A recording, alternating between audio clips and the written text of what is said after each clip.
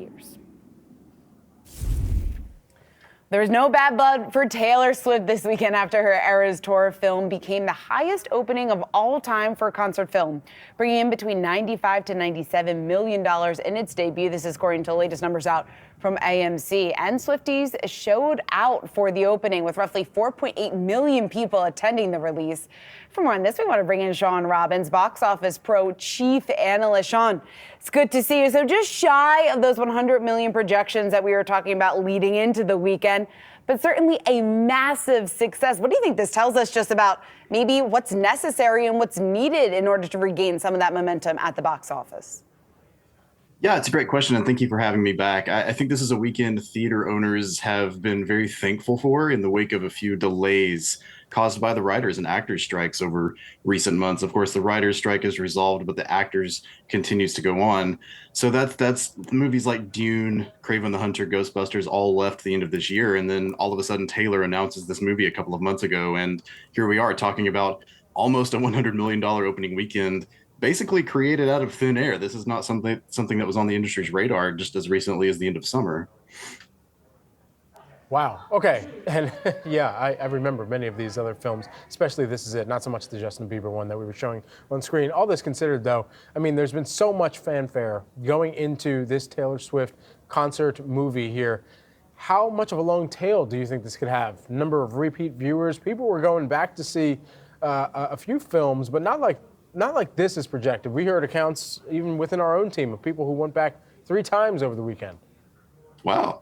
Yeah, that's the crazy thing. And that's what made this movie challenging to predict, is because it's not your typical Hollywood movie.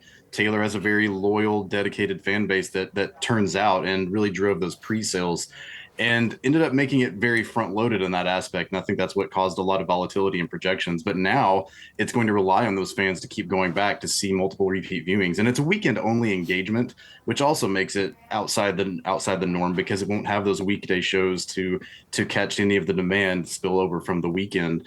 So it's really tough to look at it that way. But I think it's baked into how she planned this out with her team, having 4 weekends in movie theaters and essentially giving fans an option who maybe didn't get a chance to see the concert in person. This is the next best way to do it. And that's, I think, what theaters and concerts share in common. It's a communal experience. And we heard a lot of stories about that over this weekend with a lot of interactive audiences singing along and dancing at all of these screenings. So it's really kind of an outside the box approach to movie going right now, and something that I think we could see more of going forward.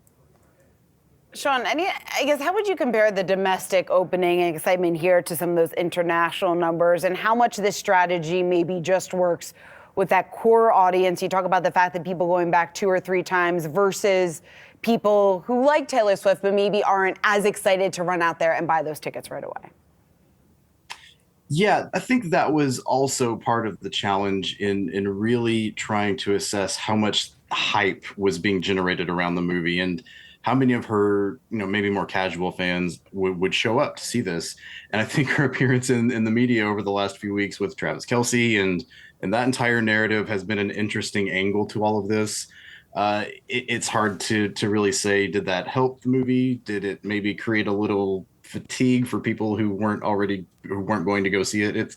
We'll never know. I think that's just speculation. But I think in the end, this is something that is really just a huge positive result for her and for theaters. And, we kind of look now back at what happened when Hannah Montana / Miley Cyrus movie came out about 15 years ago. Justin Bieber, there was kind of a wave of these concert films that did really well. And then they kind of stopped for about a decade or so. Maybe this kickstarts another trend like that. We already know that Beyonce has a film coming out in December. So, Taylor has set a high bar. I don't think we can expect to see this kind of a result every time, but I think every little bit is going to help theaters, and obviously artists want to connect with their fans as much as they can. Okay, you teased it there. Renaissance, a film by Beyonce.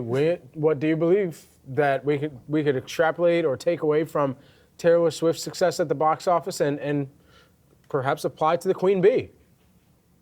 It's still tough to say. I would probably look to maybe some kind of opening similar to those Justin Bieber, Miley Cyrus, Michael Jackson numbers back in the late aughts, early tens. somewhere in that 30 to 40 million dollar kind of opening is the initial expectation, I think, right now. But it's hard to say. Maybe something really catches on in the next few weeks. She started pre-sales for her film way further in advance than Taylor, so it's really hard to kind of compare where they're at in their life cycles. But it's never doubt Beyonce, just like we never doubt Taylor. I think they're kind of both making very smart moves here, and we'll see what happens. That's an interesting weekend to release a film, and she's already kind of guaranteed to have a very strong result, historically speaking, for what's a very slow period on the calendar after Thanksgiving. All right. Maybe I'll buy my tickets. Maybe, you know what? I'll just see them both in the same weekend. Why not? Just one big concert weekend. Shawn, you down? You down to roll? I'll do it. Yeah, I'm with you. I'll take that as a yes. All right, done deal. Shawn Robbins, box office pro, chief analyst. Shawn, great to speak with you here this morning. Appreciate it.